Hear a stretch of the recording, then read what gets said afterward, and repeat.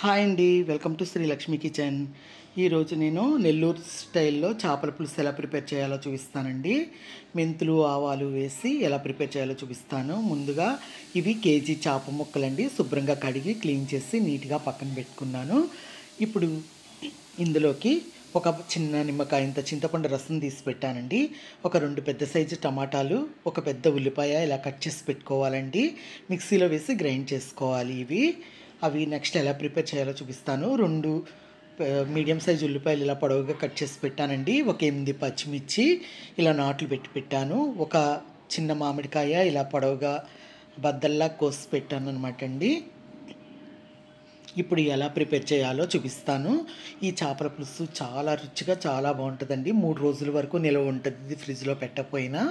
ఇగోండి, ఇప్పుడు ఈ చేప ముక్కలకి ఒక 1/2 టీ స్పూన్ పసుపు, ఒక 2 స్పూన్లు కళ్ళుప్పు వేస్తానండి, క్రిస్టల్ సాల్ట్, ఒక 6 స్పూన్లు కారం వేసుకోవాలి.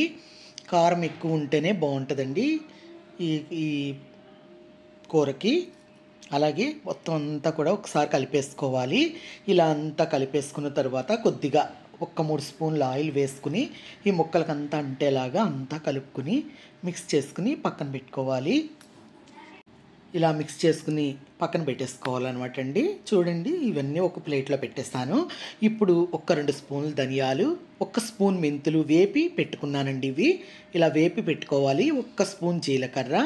ఇప్పుడు ఈ 3 కూడా మిక్సీలో వేసి గ్రైండ్ చేసుకోవాలి. మెంతులు చూడండి ఈ కలర్లో ఫ్రై చేసుకోవాలి, వేపుకుని పెట్టుకున్నాను. అలాగే ఇప్పుడు ఒక మిక్సీ జార్ తీసుకుని ఇందులో వేసేసుకుందామండి మసాలాలన్నీ కూడా. ఇప్పుడు 1 స్పూన్ గసగసాలండి. ఈ గసగసాలు వేయడం వల్ల పులుసుకి చాలా టేస్ట్ చాలా బాగుంటుందండి. అలాగే ఒక 10-12 వెల్లుల్లి రెబ్బలు పొట్టుతోటే గ్రైండ్ చేసుకోవాలి. ఇలా గ్రైండ్ చేసి తీసుకొచ్చాను చూడండి. ఈ గ్రైండ్ చేసి తీసుకొచ్చిన దాంట్లో ఈ 1 ఉల్లిపాయ పొడవుగా కట్ చేసి పెట్టుకున్నవి, ఈ 2 టమాటాలు వేసి కొంచెం గ్రైండ్ చేసుకోవాలండి. మెత్తగా గ్రైండ్ చేసి తీసుకొచ్చాను చూడండి. ఇప్పుడు స్టవ్ ఆన్ చేసి గిన్నె పెట్టుకుని దాంట్లో ఆయిల్ వేసుకోవాలండి. ఆయిల్ వేసుకుని ఇందులో ఒక 1/2 టీ స్పూన్ మెంతులు వేసాను. ఈ మెంతులు ఫ్రై అయ్యాక 1 స్పూన్ ఆవాలు కూడా వేసుకుని బాగా ఫ్రై చేసుకోవాలి. ఇలా ఫ్రై అయ్యాక ఈ ఉల్లిపాయ పచ్చిమిర్చి వేసుకుని బాగా కలుపుతూ గోల్డ్ కలర్లో ఫ్రై చేసుకోవాలండి, బాగా ఫ్రై అయ్యే వరకు. ఇలా అంతా ఫ్రై అయ్యాక ఇప్పుడు చూడండి మంచి కలర్లో ఫ్రై అయిపోతున్నాయి ఉల్లిపాయలు. ఇలా బాగా ఫ్రై అయ్యాక చూడండి ఇంకా కొంచెం పచ్చిగా ఉన్నాయండి, కొద్దిగా ఫ్రై చేసుకుంటున్నాను.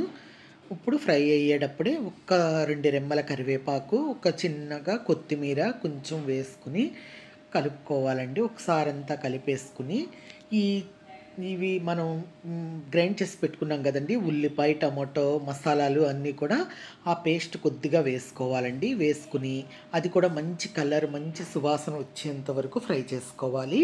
చూసారు కదా, ఇలా ఫ్రై చేసుకోవాలన్నమాట అండి. పచ్చి లేకుండా బాగా కలుపుతూ ఫ్రై చేసుకుంటే మంచి స్మెల్ వస్తుందండి. వేగేటప్పుడు మంచి స్మెల్లో తోటి చాలా బాగుంటుంది ఇది. ఇలా ఫ్రై అయ్యేటప్పుడే ఇప్పుడు ఇందులో ఈ చాప ముక్కలు కూడా వేసేసుకోవాలి. మనం ఉప్పు కారం పట్టించిన చాప ముక్కలన్నీ కూడా వేసుకుని ఈ మామిడికాయ ముక్కలు కూడా వేసేసుకుని ఒకసారి అంతా కూడా గరిటెతో నెమ్మదిగా కలుపుకోవాలన్నమాట అండి.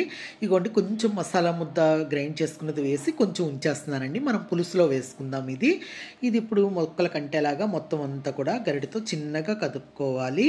మొత్తం అంతా కూడా ఇలాగ వేసుకున్న తర్వాత చూసారు కదా, మొత్తం ముక్కలన్నిటికీ కూడా అంటేలాగా మామిడికాయ ముక్కలు అవన్నీ కలిసేలాగా కలుపుకుని ఇప్పుడు ఇందులో మనం పులుసు పోసుకుందామండి.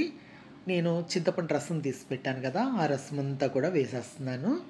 వేసుకుని ఒక్కసారి అంతా కూడా మనం గరిటెతో కలుపుకోవాలండి.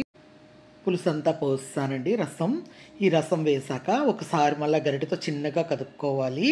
బాగా స్పీడ్గా కదిలించకూడదండి, ముక్కలు విడిపోతాయి.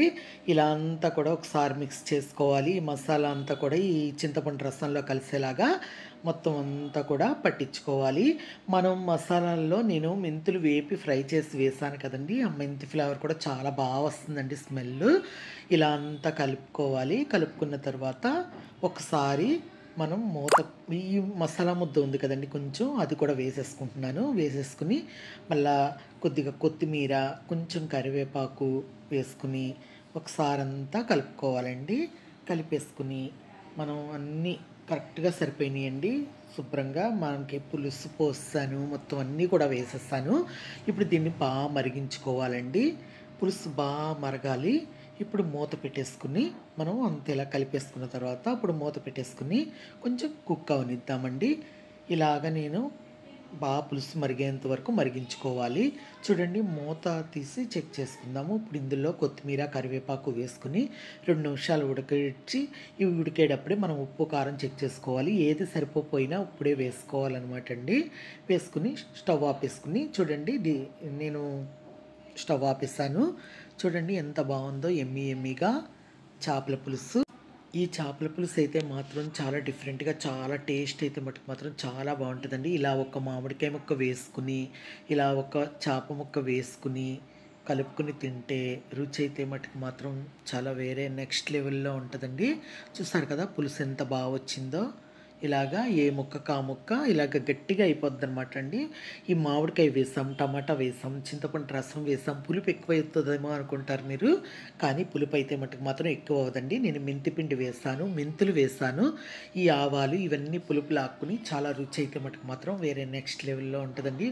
కంపల్సరిగా మీరు ఒకసారి ఇలాగా ప్రిపేర్ చేసుకోండి. ప్రిపేర్ చేసుకుని ఎలా వచ్చిందో నాకు కమెంట్ రూపంలో చెప్పాలండి. నా వీడియో నచ్చినట్లయితే లైక్